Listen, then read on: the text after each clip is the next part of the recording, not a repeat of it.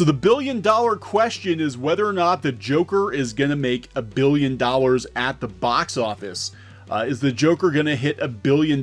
Because it's already hit 600 million, and it's just racking up money every freaking day. We're going to look at Box Office Mojo and look at the bank that the Joker is robbing.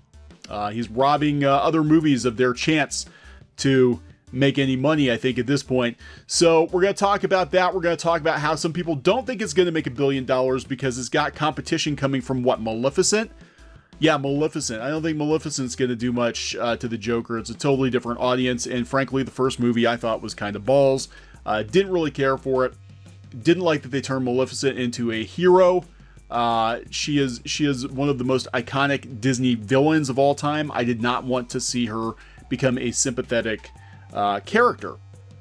So anyway, we're going to talk about that on this episode of Clownfish TV, the Joker's box office, and how it's just burning it up right now. Before we get into the video, please subscribe if you haven't subscribed already. I think we passed 67,000 subs. We're hoping for 100,000 soon. Helps us get found, helps us make more content for you, helps us talk about stuff like this. We can devote more time to the channel. The more views we get, the more subs we have. So Joker has already passed Batman, Superman Returns. It nears Justice League with 550 million. This was 2 days ago. And according to Scott Mendelson, yesterday, the Joker hit 600 million. 600 million. It's an old-fashioned studio tentpole. So, yeah, the Joker earned another $7 million on Tuesday, down 50% from the previous $13.9 million Thursday gross, and down 16% from yesterday's Columbus Day inflated Monday gross. That brings the film's domestic total to $208 million, putting it past the domestic total of It Chapter 2. So yeah, Joker is now Warner Brothers' biggest grossing domestic and worldwide earner of the year. And if it maintained the 64.6 domestic overseas split it had on Sunday, then it had earned around 590 million worldwide. It'll be passing 600 million worldwide sometime today with the global cume past Passion of the Christ. Please don't tell me that you're saying that the Joker is bigger than Jesus. But yeah, so that was how many years ago, though? And Logan did 619 million in 2017. Yeah, Logan was a pretty big R-rated hit, too, and it was based on the comic book. I don't remember it being as big as he said it was, but it was pretty big. It could pass 700 million over the weekend, but I digress. Yes, it's going to be one of the biggest, if not the biggest, R-rated movie of all time, give or take Deadpool 2, which only made it past 735 million due to the PG-13 Once Upon a Deadpool release, which added another 24 million in China. And China's unrated but insanely violent Wolf Warrior 2, 854 million. In terms of inflation, it's likely to end up in the top 30 among domestic R-rated grossers, which is partially because Hollywood's making more R-rated movie. So they're talking about how the Joker's become a tentpole. I mean, this is like technically it's a Batman movie, but it is kind of its own thing too, and it's rated R. So it's unusual. So the Joker's proving itself to be a robust smash hit and an uncommonly old-fashioned tentpole. For all the talk about how it's an explicitly old-fashioned movie encased in a comic book property, it's also acting as a literal tentpole, keeping up Warner Brothers' financial fortunes amid a slate of otherwise uncommercial and or riskier offerings.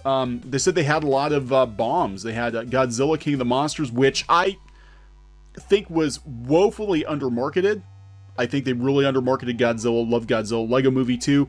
Didn't even bother watching it. The first one was good, but there were just too many Lego movies.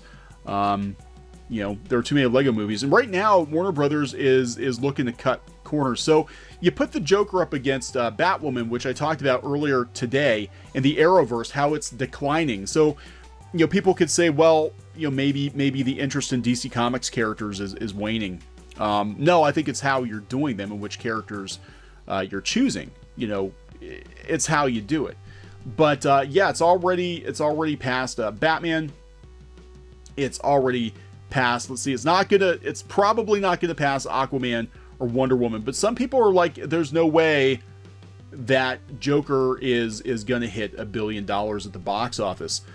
This is coming from Screen Rant. This is actually 2 days ago. It says broken several records, but the problem is that the Joker is going to face some very tough competition. It's also an R-rated movie. So one of the 43 titles have in common, however, is the fact none of them are rated R. So talking about the top billion-dollar films, the 43 billion-dollar films. The highest grossing R-rated film, like we said before, is Deadpool 2, but they had to release a PG-13 version of Deadpool. I don't think they're going to release a PG-13 version of Joker. So if Joker is to gross over $1 billion, it will need to have a truly unprecedented performance over the next few weeks. Right now, Joker needs to come up with approximately $452 million more. As successful as the film's been to date, it seems like a tall order. It's no coincidence that none of the billion-dollar films are rated R. Yeah, so that's it. It does go without saying that it doesn't take anything away from Joker's accomplishments. Unlike Batman vs. Superman and Justice League, this was not made to be a billion-dollar hit. That's true. Joker was made on a budget. It was just a solid movie. Warner Brothers knew going in Joker was a different kind of beast when compared to more traditional comic book movie fare, and intentionally kept the production budget down. The studio even made a deal to split costs and profits out of concerns regarding Joker's commercial viability. Yeah, nobody expected, not even Warner Brothers. Warner Brothers didn't even expect Joker to be a big hit. They split the costs and profits because they were worried. They brought in an extra pair of financiers to split the costs over concerns about the movie's commercial prospects. In addition to being one of the most polarizing films of 2019, Todd Phillips' movie is now one of the most profitable. So nevertheless, Warner Brothers was understandably very wary about making the movie in the first place. Phillips spent about a year convincing the studio to greenlight his R-rated version of the Joker. So yeah, it's very interesting. So Warner Brothers, even though they're making money on this, they're not going to be making huge money on this because they do have to split. They do have to split the profits. But the Joker, I think, is going to determine where Warner Media kind of goes with DC in the future, where they go with superhero movies in the future, what audience they play to. I read an article earlier today talking about how Warner Media looking to find money because they're in dire need of it because AT&T has put the pressure on them, might actually be making a kind of a right-hand turn when it comes to movies, or at least not far left, because it's becoming more and more apparent that catering to kind of fringe people on the very, very far left is not profitable. It hasn't been profitable for DC Comics. It hasn't been profitable in regards to Batwoman. It hasn't been profitable in regards to some of the shows produced for Cartoon Network, etc., etc. And they said that they think in the trying to chase money that Warner Brothers at least is going to try to at least veer more back to center compared to the rest of Hollywood, because they gotta follow the money. And that's really it at the end of the day. You gotta follow the money, and the money is clearly in movies like Joker. Movies like Joker, non-political takes, I think, on comic book characters, or at least comic book characters remaining themselves on screen, the classic characters. But then you compare that with what DC's talking about doing and just like completely rebooting the DC universe again into something that looks like Marvel now, and I think that's a terrible idea. Especially, given what we're seeing at the box office and ratings and all of that, I think it's a terrible idea. Yeah. So the only real competitions, look at this, $7 million on a Tuesday. That's still pretty good. That's pretty good for it being October.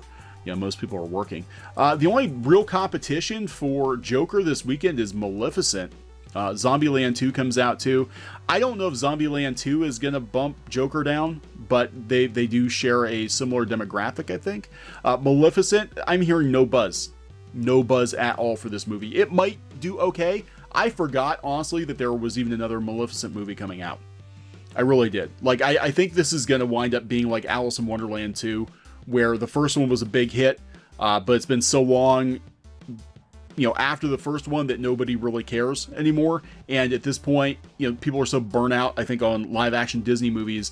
A sequel to one that was kind of polarizing, I don't think it's going to do very well. Rotten Tomatoes only has like a 49% or something. I just don't think it's going to do well. I don't think the Joker is going to be the top movie. I'd be shocked if the Joker was the top movie this weekend.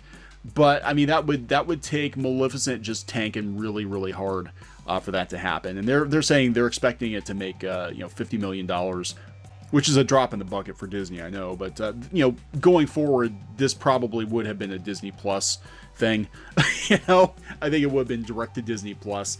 I don't know. So we're going to keep an eye on the Joker's box office, see if it can hit $1 billion. I don't know if it's going to, again, because it is rated R, but it is impressive as hell how much money it's made. And it just goes to show, when you don't listen to the bloggers and Twitter, that, you know, you just make good movies that people want to see, that a lot of people want to see, you can actually make some money.